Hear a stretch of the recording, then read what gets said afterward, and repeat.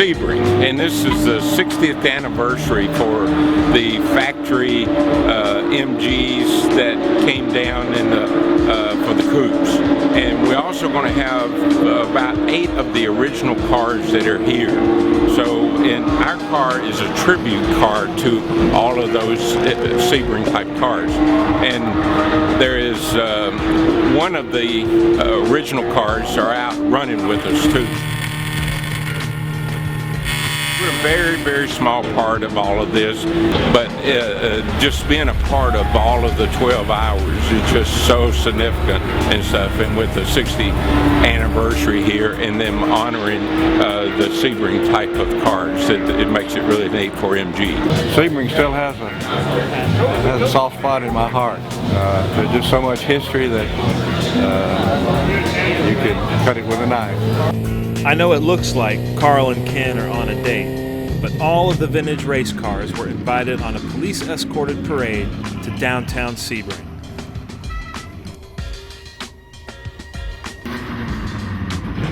This was a beautiful downtown square with a live band playing. We were able to look around downtown and enjoy some local food.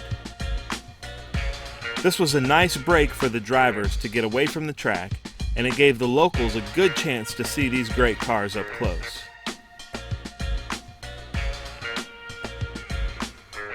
Carl gave the local school children a warm welcome, while the townspeople picked their favorite car. Are you a car enthusiast? Absolutely. What's your favorite? I think I'm partial to Porsches.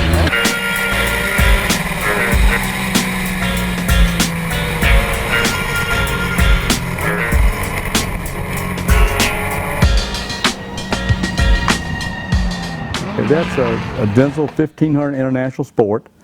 Wolfgang Denzel was an Austrian who started building cars after the Second World War. This particular car is one of 4 or 5 of these particular ones. They are narrow-bodied. It's an aluminum-bodied car, and it's all hand-done. It's hand-built. If you look closely at the front, you'll notice that one headlight is lower than the other, and both of these cars are the same. So the bucks that created the fenders, needless to say, were similar in that both sides of the car are different. See, this car has got a 1500cc Porsche engine in it, and it was at one time raced. Dan Gurney drove this car at Pomona in 1957. It gives you chills.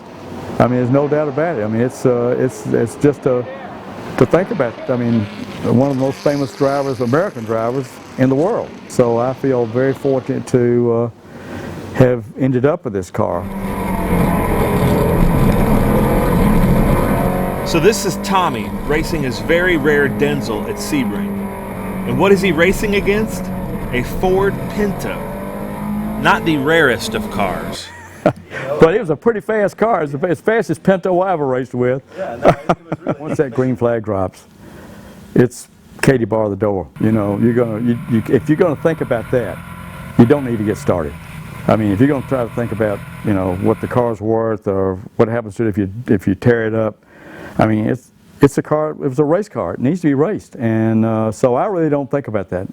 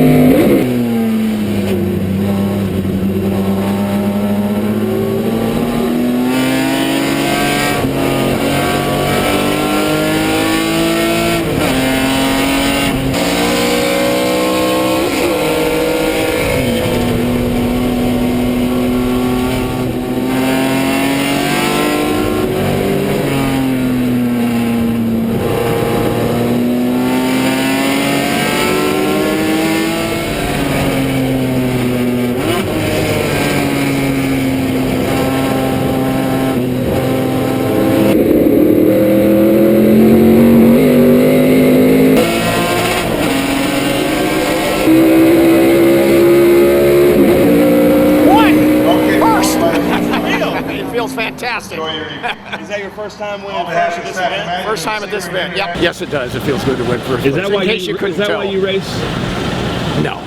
I race to have a great time. Vintage racing is all about having fun and having camaraderie, having my wife around, and she helps me crew. We get things put together. No, it's not for the winning. I've been wanting to be on the podium, sure, but Sam and I always have good battles in the other Camaro, and it's a lot of fun. And that's what it's all about.